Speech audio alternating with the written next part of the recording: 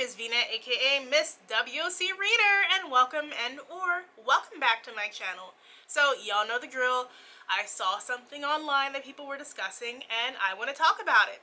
So here we are. This is another one from Threads. You know how Threads just be popping up on my Instagram? I'm like, let me take a look at that and see what they're talking about today. This one is from N.M. Patel, author. They said, I hate that BIPOC books has become its own category now. I don't want my books to be recognized as a BIPOC book or Desi book or Indian romance. I want my books to be categorized under opposite attract or small town romance or arranged marriage romance. I sincerely wish people would include my books and other BIPOC/LGBTQ books along with the general romances. The more we BIPOC authors are put in a box, the less our books would be read by non-BIPOC readers. So, I have thoughts. I understand what she's saying. I really do. I'm going to first read a response that I thought said it very well. This one is by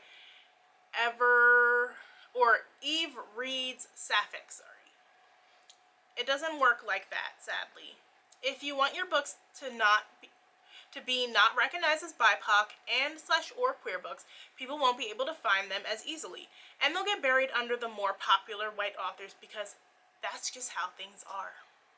It's not the fault of the labels/categories or people promoting your books in those. It's the fault of the readers, especially white readers who refuse to read more diverse books and are often just straight up racist and homophobic. This isn't fair, I know, but that's exactly why it's not that simple either. The popular books are usually going to be white, so highlighting BIPOC and queer books with labels is necessary. Removing those just makes it harder for people who actually want to read them to find them, and eventually these books will get lost. I understand why it's frustrating. I truly do. But if a racist or homophobic person accidentally reads your book because they didn't know it had BIPOC or queer characters, they'll probably give it a negative rating on Goodreads just because the characters are queer or BIPOC.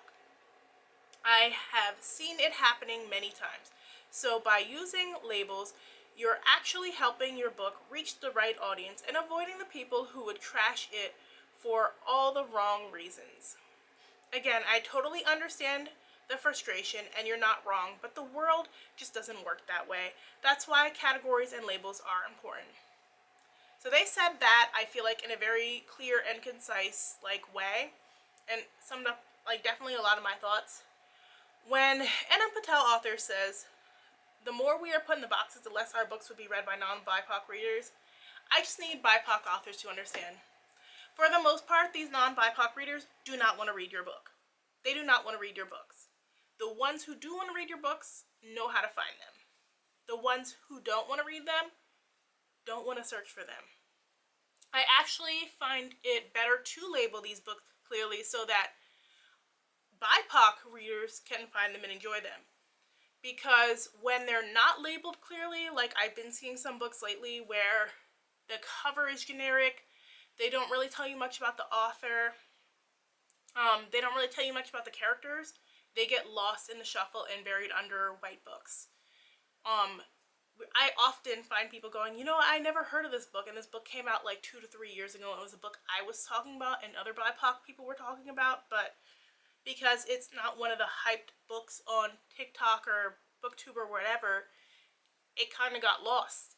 And it's a generally really good book, but people don't want to look for stuff that's not constantly being promoted and pushed in your faces. People will gravitate towards the most visible books first and foremost.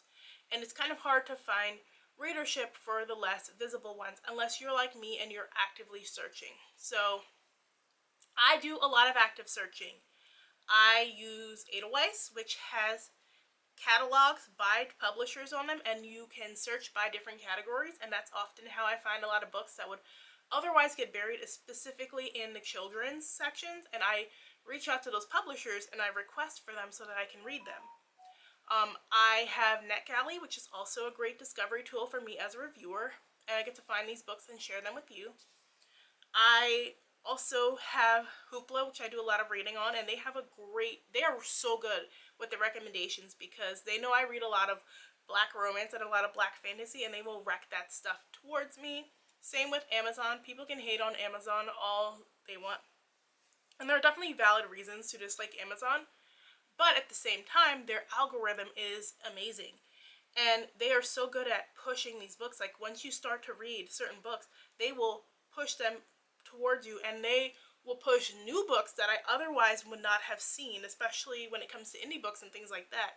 Like, when I see people often talking, like posting black children's books, I find lately that they're not necessarily the trad books I see them pushing. It's indie stuff that they just happen to be looking for black children's books on Amazon and they discovered them. So I do think that it's a great tool in that regard. I, again, understand the frustration, but I think we as BIPOC authors, I'm including myself because I am writing, I think that we need to not focus so much on non-BIPOC people reading our books. If they want to pick up our books, great, but we need to make sure that our readers can discover their books. Like, I would love to see more black books under like the small town romance category. Again, the problem is like they're there. There are books by black authors that people don't realize that there are books by black authors in those categories because they don't have like a black person on the cover, which I feel like publishing with their trends in recent years got people comfortable with that, where like, okay, this is a black book because it has a black person on the cover, and then they were ignoring the books that were black that didn't have a black person on the cover. And now trends are shifting in certain categories like fantasy. We're leaning more towards object covers right now. So now they're not putting a black person on the cover anymore, and people are only still trying to look for the books with the black persons on the cover unless it's a very like heavily promoted book that they're missing some of these stories. So we kind of have to train people to search for some of these other books. There are books in small town romance that I've read and I enjoy that are really cute, and they have black people, they have Asian people, they have Latinx people, but they don't have those people images on the cover. So therefore they don't get much attention. They get kind of lost into the small town romance shuffle because there are thousands upon thousands of books in the small town romance category. And when you're in the bookstore, when you're looking at the top lists, they push the most popular stuff that people are hyping up at the forefront, like that pumpkin spice cafe book everybody's reading that sounds cute, and I do have an audiobook for it, so I do kind of want to read it. But like, if there's a black version of like the pumpkin spice cafe book, you're not going to find it because people aren't talking about it.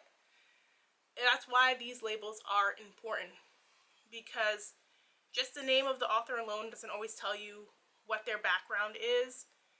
And when we have these covers where you're not seeing people on them, and so many of these covers do look similar because of the trends in covers, it can be so easy to not find these books. Like, I read one recently with ace representation. With the cover that it has, you don't know anything about it other than that it has a haunted house in it, so people would not know this is like a black ace romance. And then just the general way publishing is set up, like, they will push books to the forefront that appeal to white readers first and foremost. So the BIPOC books that they are going to push are the ones that they believe are like more raceless, kind of, where they're not too XYZ and will still make that group that they're trying to sell books to comfortable. Like, for years I heard black authors talking about being put on the African American bookshelves in the bookstore, and like how everybody was pushed onto that.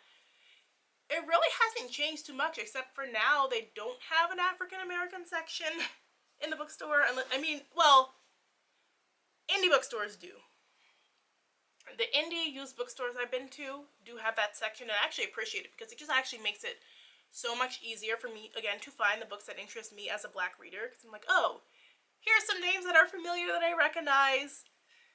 But like, it's harder when it comes to, say, Barnes & Noble, for example, because every time I'm being dragged in there and I'm looking for the black books, it's very hard to find them in their respective sections, and it seems like now there are even less genres categorized in Barnes & Noble, and a lot more stuff gets thrown onto general fiction bookshelves, which is annoying because you'll see historical fiction next to urban fiction on the same shelf, and the only thing that they have in common is that the author is black. So they're technically still grouping the black books together into one section. They're just not making it clear. And also, the way in which people buy books, I feel like, has changed a lot. Like, you don't see people doing as much discovery searching in the bookstore. They generally gravitate towards the stuff that is face out. They gravitate towards the books that they've heard everybody talking about. They gravitate towards their favorite authors, the big name authors, and other books often get lost in the shuffle. And it's sad because there are so many great books out there that I wish people were talking about, that I wish people knew of, but because they're not being told about them constantly over and over again, they're just not going to find them. Especially if it has like a generic cover where you can't really tell what it's about.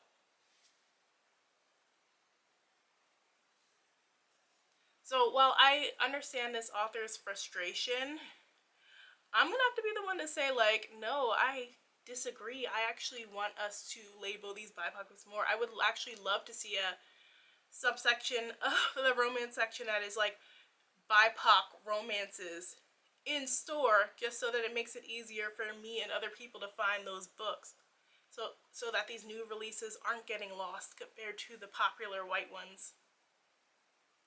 Let me know what your thoughts are in the comment section down below. If you don't really have anything to add to the discussion, just comment an apple emoji because it's fall and I went apple picking today, which was so much fun. And if you like this video, make sure and hit that like button. Thanks so much for watching. I will see you guys in the next one. Bye!